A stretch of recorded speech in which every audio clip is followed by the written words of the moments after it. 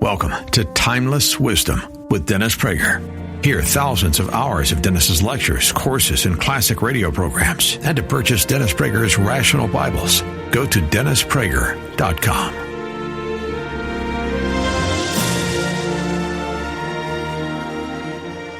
Another aspect which is different from women and which is problematic, it's quantitative. The male sex urge is quantitative rather than only qualitative. More. Not just more sex, more women or more men for the gay man. Variety is implanted in males. Here's the proof that you know from the news. Did you ever see guys who were married to the most gorgeous models and women in the world, and then for $50 will go to some hardly gorgeous hooker, on Santa Monica Boulevard? Did you ever wonder? People must think, what is this guy, nuts? Did you ever see his wife? It didn't matter. It was another female body. That urge for variety, quantity is built in. And and let me tell you, this is all sad, and as I see, there are a lot of women's, I can see your faces, you all see mine, it's great what I can see. There were a lot fewer smiles than 20 minutes ago. and very understandably. But let me keep reassuring, especially, but really both sexes that are here, and even the third sex that may be here. Because it is Southern California, one doesn't always know who's in the audience, but this doesn't mean that nothing can work out. Of course it can, and men can love, believe it or not. We have to learn how to love. It's not quite as natural in some ways, and to tie love in with sex, that has to be learned too in many areas, although sometimes it comes naturally. Nevertheless, it can be done. And women shouldn't give up in trying to work with their husbands, their boyfriends in this arena. But first you got to know the product you're getting. That's the whole reason for all of this. So quantity, variety, not just number of times of sex. That may very well be, especially for some women, she may want it. There are marriages where the woman wants it more than the man. Absolutely. But if you took that guy who doesn't want it that often with his wife and you sent him and say, you know what? You can have a harem in Dayton, Ohio. This guy would perk up. Okay? Believe me. The variety would perk him up in a moment. And by the way, there's another proof for the variety. It's a very funny proof, but it's because it's so obvious, but most people don't think about it. If men didn't want variety, one issue of Playboy would suffice. Right? Hey, what do I need this issue? I have the one from February 76. Perfectly fine. This one's no more beautiful than that one. Right? That's the proof of variety, is the amount of pornography there is out there. If it was just fantasizing over a picture, okay, I got one issue, I'm happy. There's nothing different in the new one. It's just, instead of, Lana, this one is, Cheryl. And that's really, it's pretty interchangeable. But it's variety and it's different. And they throw out the old issue. I mean, once it's used, it's the word for pornography really is used. It's consumed. Once it's consumed, it's done. It's almost like a meal that's eaten. You can't re-eat it. And that's, by the way, the proof, though, when a man is capable of making love, having sex with a woman, the same woman over and over, that's a proof, by the way, of the power of love. Because without love, it would be almost impossible for him, and certainly for her, to do so. And finally, in these characteristics of the male that are problematic and distinctive, is that he is aroused genitally rather than emotionally. The avenue to a woman's arousal is through the head, by and large, through the brain and the heart, if you will. His is pretty directly eye to genital, and it's again, it is different. A man can actually feel it, seeing, and will have even feelings in that area of his body. What are some of the societal or institutional proofs of all of this? Of course, pornography is one obvious example, which I will discuss at another session. Prostitution is a classic example, where just pay to have anonymous sex. In fact, that's what is part of its allure to many men. They don't have to talk. It's just a biological act. There's no commitment necessary. I pay, I do what I want, I leave. It isn't uplifting, but it is natural. Striptease clubs and topless bars are just other examples. Men will pay just to see women topless. And before topless, remember go-go girls?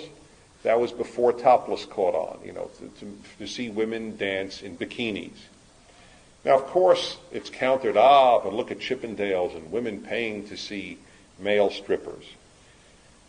I am sure that there is something erotic that goes on at Chippendales with women, but there are so many differences that it is almost a pointless point to say, well, women love to see men strip too.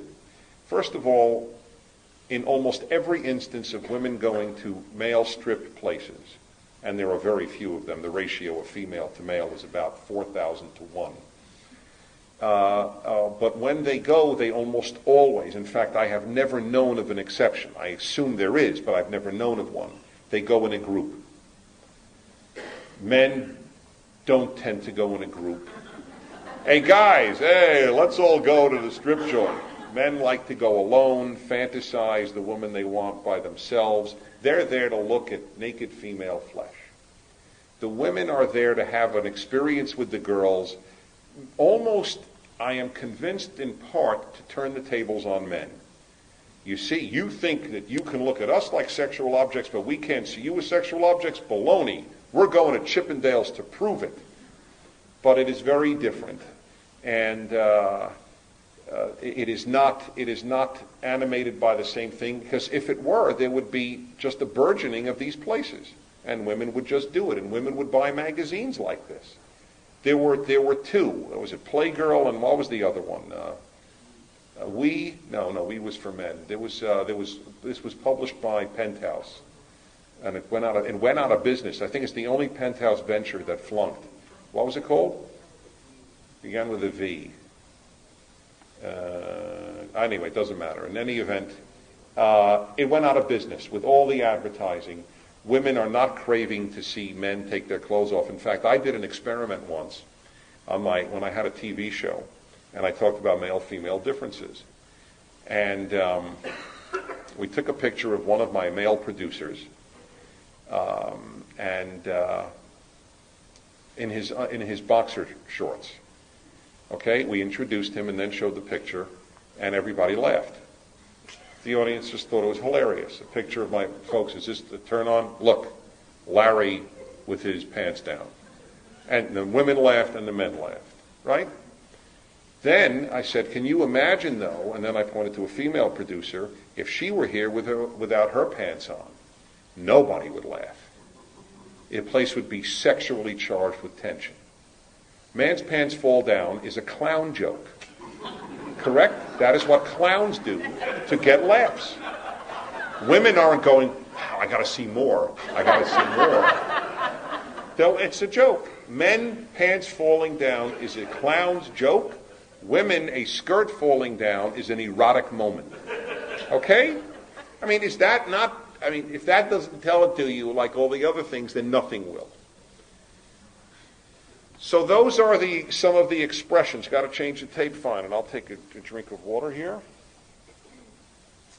I want to, by the way, unlike my other classes, I really do want to get input from you in this one. So I'm going to speak for a few more minutes and allow time for questions and comments. This episode of Timeless Wisdom will continue right after this.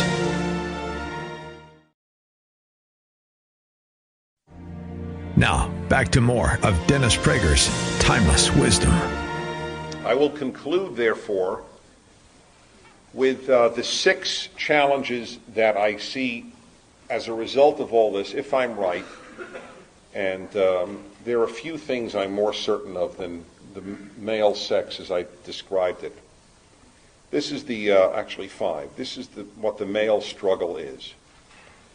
And it is not in order of importance, just as I had notated it. Number 1, to regard women as human beings first. This is a male struggle. It is helped massively if the boy has a good, loving relationship with his mother. That's a very big help. It's not common. If it were common, the world would be in better shape. This is not an indictment of women. It is not an indictment of men. It is just a sad fact of life. The first woman in a male's life is mommy. If she is loving and he loves her and he bonds with her, then he sees the first woman of his affections and has sexual feelings towards, as we know since Freud. It is combined utterly with love.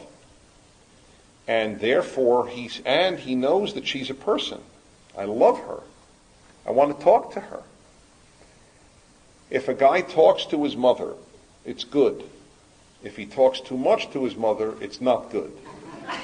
It is a very, very, to produce a healthy male is a very, very tightrope type thing.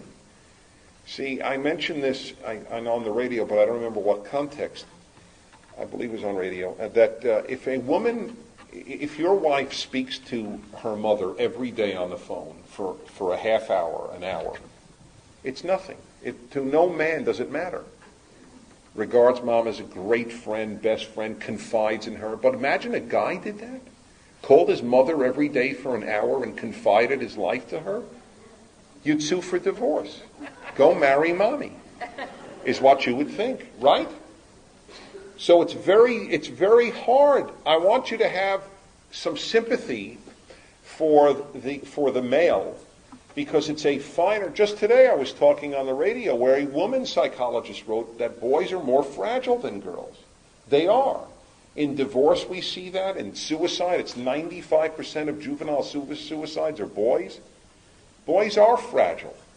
A good man is hard to find. There are many reasons a good man is hard to find. It's hard to make a good man. Because too much loving mom, and he's mommy's boy. Too little, and he sees women as objects. You want a combination that is not easily created. And men have to work on themselves, obviously, which we'll talk about on another session. But understand that this challenge to males to regard the woman as a human being first is it runs against his sexual nature, but may not run against his emotional nature. It has often been said when when men would rape in war, for example, and women or others who try to talk them out of it would say, think of your mother. But that may not help. See? Don't think of this as a female whose legs you want to spread. Think of it as your mother. But that may not, as I say, that may not be all that helpful. There may not have been that much going on with mom. He may hate mom, for all we know. And so he has to battle his nature in this regard. It's not an insult that the first thing, look, the fact is the first thing a male will see is a female. As one person once said, you can forget everything. You may not remember anything about a person that you meet, but you'll always remember their sex. It's very interesting. That makes a very profound impact on us. You may forget their race even, which certainly is a very quick thing that you can notice, skin color. But sex is never forgotten. And the first thing a man sees in a woman is a woman, not a person. And that's okay. That's not terrible. But if it continues, he has to work to regard women as human beings. Number two, he has to learn to concentrate on other things in life. Because if he could, he would not. He would just concentrate on sex. Men have to learn how to do this. This is called sublimation. This is Freud's great contributions, that a lot of creativity is men sublimating their sex drive to create things, buildings, works of art. Why do men build so much? And tell me it's not sublimation from the earliest ages. Did you ever see what boys and girls do at an early age, what they build? Boys build big and tall. Girls build circles. Now, you're telling me that this is culturally induced, right? Like we told our daughter, no, never build a building, only circles. Did you ever see doodles of males and females? Women doodle in curves and circles. Men doodle in squares and lines. I mean, this very basic stuff, the sex part of us, and from very early on. I mean, it is very funny with boys how everything is phallic. Mine is bigger than yours. Mine is longer than yours. Mine is taller than yours. Mine is stronger than yours. I mean, this starts very early, and it is. Believe me, I didn't induce this in my boys. I didn't say, hey, let's have a competition. Who was the bigger building? It came naturally. And this is what men do to sublimate their sex drive, is create things. Music, art, buildings, architecture, you name it, poems. And that's a great thing. And men have to learn how to do this. Some men don't do it. Some men, live the life of basically playboy. And that's what they do. And they're not known for being terribly creative. Third, which is related to the first, to treat women properly. Even if they still regard them as sexual beings, primarily, behaviorally, men have to learn how to treat women. It is much different for women. Women have to learn how to be decent human beings just like men do. I mean, that's universal. But truly, how to treat a woman. Women are teaching us all the time how to treat them. Wives are teaching their husbands all the time how to treat them. And it's because it doesn't come quite naturally for reasons that have been noted and otherwise. Actually, I will give you 4, and the fourth, not 5, because I had another one, was not to live for sex, but I already had that. Yes. Oh, I should say that. So the 5th is to be monogamous. This is the ultimate triumph in the domestication of male sexual nature. The monogamizing of a man. It's very tough. A handful of men don't find it tough, but handfuls don't make things true or false. It is a battle for a man, and I will talk about adultery in coming sessions and methods that I think can be used to minimize it. But to be monogamous, to be faithful sexually, a man could be faithful emotionally. That's not a major trick. But to be faithful sexually to one woman, I'll put it to you in a very funny way. I once said to a Catholic priest friend of mine, the difference between you and me is not all that dramatic. You are not allowed to be sexual with any woman in the world, and neither am I, except for one. Which sounds funny, but is the way a man could put it. A man is celibate except for one woman. And that is how men think of that. Why do men have bachelor parties before they get married? Their last chance to do what their nature wants. See naked women strangers. Right? They're not asking their cousin to strip. Right? Total strangers to show up, take off their clothing. I've never thought it was a great custom, I must say. It's not something, I didn't do that before my wedding. but my religion doesn't exactly ask for that. You know, it's not a mitzvah to have a bachelor party before your wedding. This episode of Timeless Wisdom will continue right after this.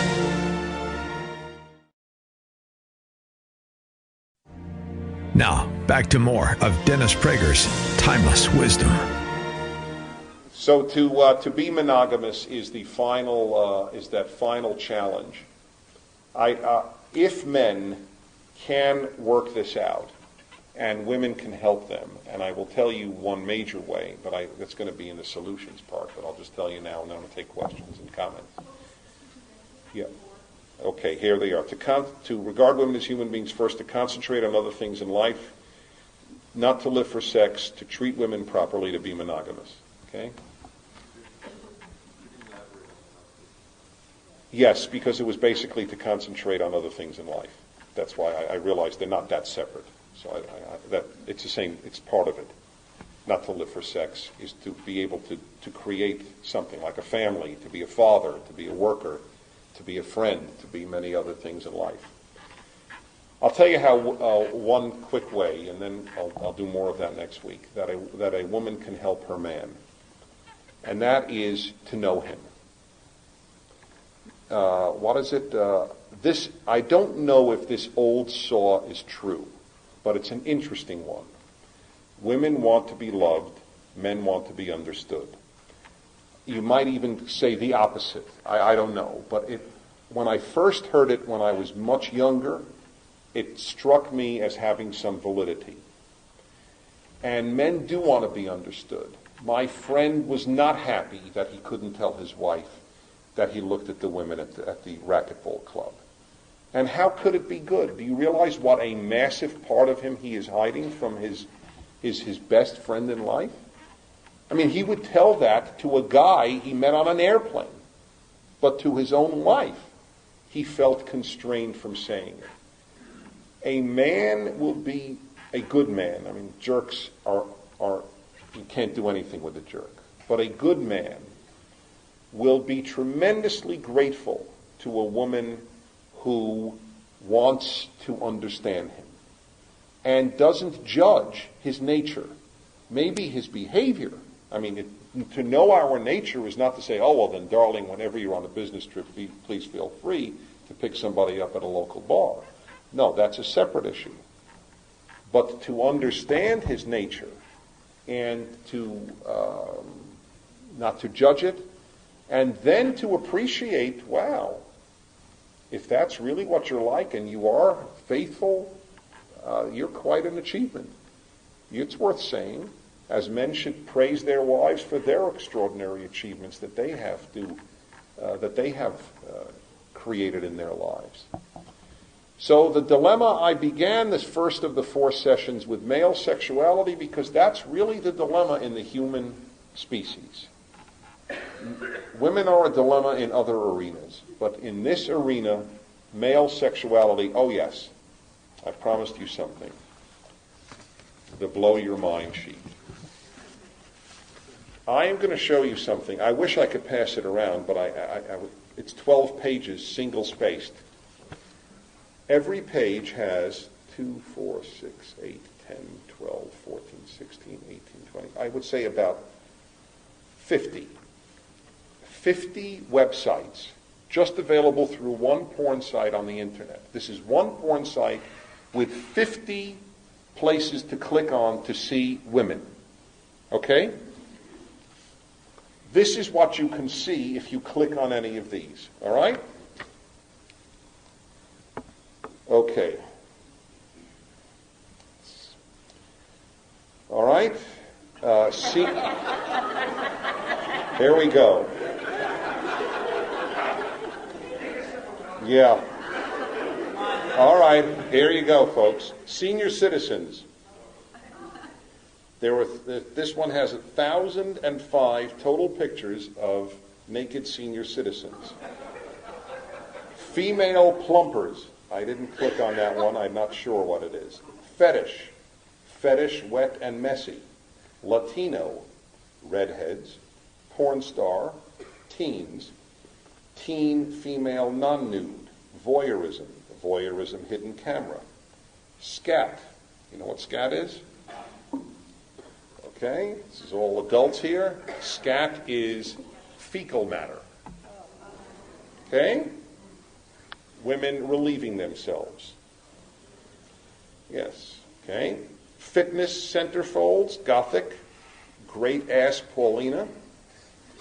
Images suntan, underwater, lingerie, petite. Tickling, naturism, anal, breasts natural, cheerleaders, co-ed, denim shorts, female body hair pubes, female forearm hair. I missed that one, I must say. I'll have to check that one. Female panties see-through. Panties, plumpers, Sappho, that's lesbians. Teen femme, non-nude. Celebrities female. Photography glamour. Amateurs. Animals. That's bestiality, not pictures of your pet. Bikini Central, bisexuals, black erotic females, bluebird. That's not for bird watchers, that's Japanese. Body art, bras, breasts, candid beach, cartoons, celebrities, cemeteries. I didn't quite follow with that one. I didn't click on it. I would spend my life there. Cheerleaders professional, as opposed to the earlier cheerleaders, presumably non-professional. Cocks, contortions nude. Cops, disabled, men who love disabled women. Okay, amateur facial, let's see, back to animals again.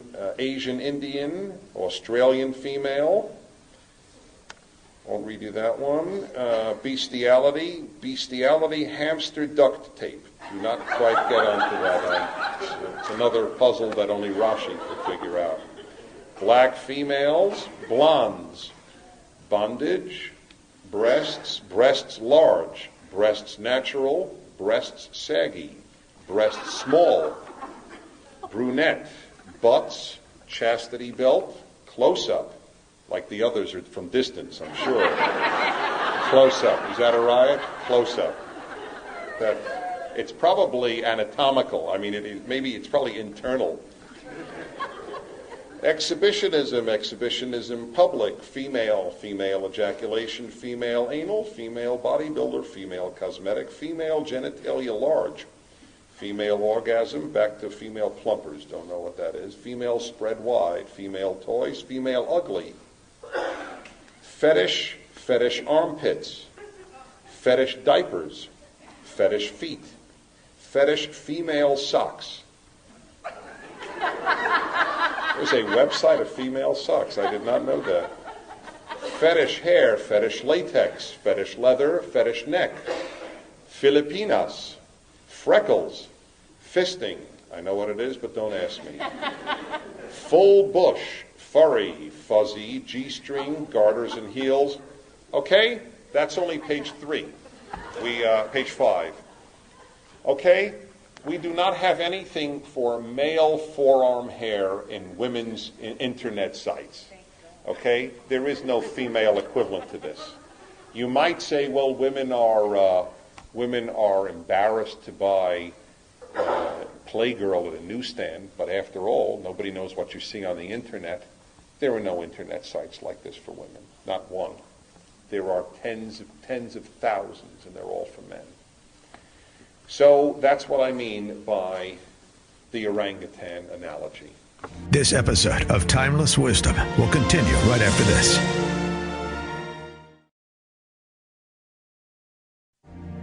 Now, back to more of Dennis Prager's Timeless Wisdom. Let me take a couple of, if you have any quick comments or questions. By the way, feel free to think them up. I begin each session with comments. If you had nightmares tonight, on plumpers or ugly or, whatever, let me take one or two. Yes?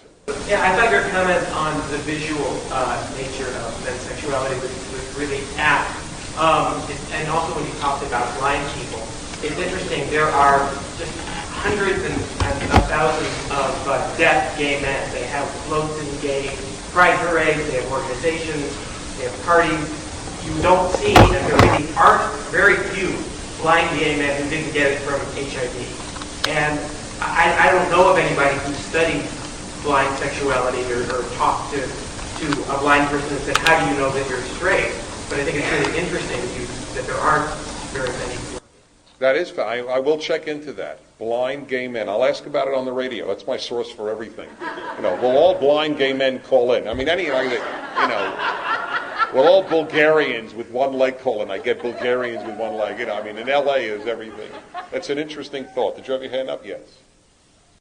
I agree with your description of male sexuality. You didn't really attempt to explain why male sexuality is different from female sexuality. You only referred to sex, but physiologically or developmentally. Why? You're right. I did not attempt to explain why, and frankly, that doesn't interest me much. First of all, we don't know. There's the evolutionary answer. That nature wants men to spread sperm to as many females as possible. That may well be. But in the bottom line is it doesn't matter why. Doesn't it help women understand men better? Will you understand men better now that I told you that nature wanted males to spread sperm to as many females as possible, and that if you look at bulls go from cow to cow, you have a good idea of what a man is like?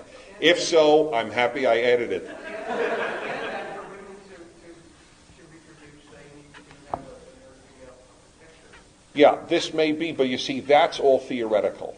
I am very pragmatic. I'm giving this not because I am interested in the biogenesis of sexuality. This is the fact. This is the way men are now. Whether it is God, nature, evolution, a quirk, it's interesting, but ultimately of little significance to me. This is what you and I have to live with. You women, I man, have to live with.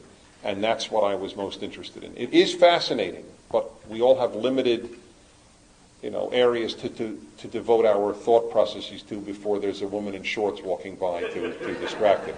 Let's get a woman, yes.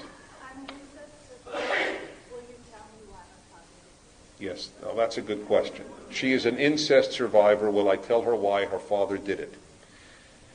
Probably because somebody did something to him at some point. I say probably, we don't know it for sure. I will tell you this. I will tell you a story about incest that raised the hairs on my back, and I thought I was pretty, worldly. This was revelatory to me. This happened in Egypt in 1974. I was visiting Egypt. I was 26 years old. And I hired a guide to take me to the pyramids. And he spoke some English. And so we discussed, on the way, it was in the summer. Summer in Egypt is terribly hot and humid. And on the way, he said, would you like to stop for a drink? I said, I would love to. And I got a beer, and I very foolishly offered him a beer. He's a Muslim, of course, and practicing Muslims don't drink alcohol. But he was very, very nice about it. He said, I'm sorry, I'm a Muslim and I don't drink alcohol. And I've always asked people, as opposed to your question, which I should, I guess, ask in light of this, why? So I said to him, Muhammad, if you would be so kind to tell me, why is it that you don't drink alcohol? You Muslims, plural, you Muhammad, individually. Do you know what he answered? He said, because if a man drinks alcohol, you never know how he will act. He will go home. He will pass his daughter's room and see her, and only God knows what he will do. And in my mind, I was playing the Twilight Zone theme. I thought, oh my God. I asked a guy why he doesn't drink, and the first thing that comes to his mind is, if I lost control, I would sleep with my daughter. I thought, holy crow, this stuff must be very near the surface if this is what this guy answered. And that's all I can say to you is that I assume, and here is where you truly need a psychiatrist. A psychiatrist will give you a great answer on this. I can only tell you that certain taboos are created by, and this is by society, not by biology, which can affect the way we view people. I don't understand seeing an immediate relative in sexual terms. It is very foreign to me, okay? Thank God. But I believe it's because I was extremely well acculturated. The values of the society worked with me. There was nothing unnatural about incest. There was something terrible morally about it, but nothing unnatural. And that didn't work in the case of your father. I still hold him responsible. Nobody put a gun to his head. It's terrible what he did. The using children for sex is, to me, the ultimate evil.